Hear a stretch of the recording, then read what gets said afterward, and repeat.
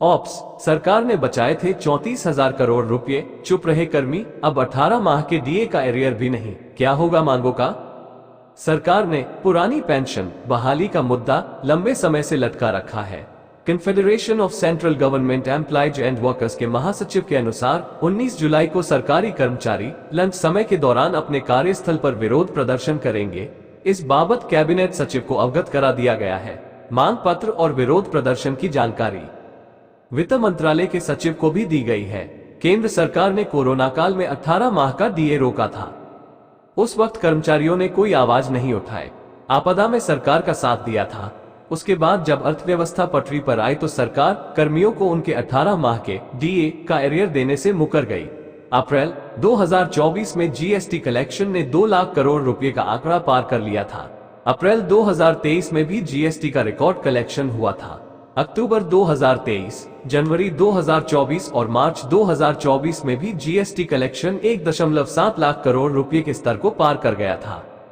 Confederation of central government employees and workers के महासचिव SB Yadav का कहना है कि 19 जुलाई को सरकारी कर्मचारी अपनी लंबित मांगों को लेकर लंच समय में विरोध प्रदर्शन करेंगे। पुरानी पेंशन बहाली, 8वें वेतन आयोग का गठन और केंद्र सरकार में खाली पड़े 10-12 लाख पदों को भरना। Confederation of central government employees and workers ने ऐसी ही 7 मांगे सरकार के समक्ष रखी है। एसबी यादव के मुताबिक कोरोना काल में कर्मियों ने सरकार का भरपूर साथ दिया था। चूंकि देश एक आपदा से जूझ रहा था, इसलिए कर्मचारी चुप रहे। सरकार ने अर्थव्यवस्था की गति ठीक नहीं होने का हवाला देकर कर्मियों का डीए रोक लिया था।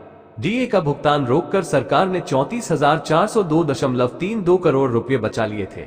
उसके बाद अर्थव्यवस्था पटरी पर आ गई। सरकार ने दुनिया में ये डंका बजाया कि देश की अर्थव्यवस्था ने रफ्तार पकड़ ली है। जीएसटी कलेक्शन में साल दर साल 11% की वृद्धि हो रही है। ऐसे में जब सरकार से 18 माह के डीए का एरियर देने का आग्रह किया गया तो सरकार ने मना कर दिया। 18 माह के डीए का एरियर कर्मियों का हक है।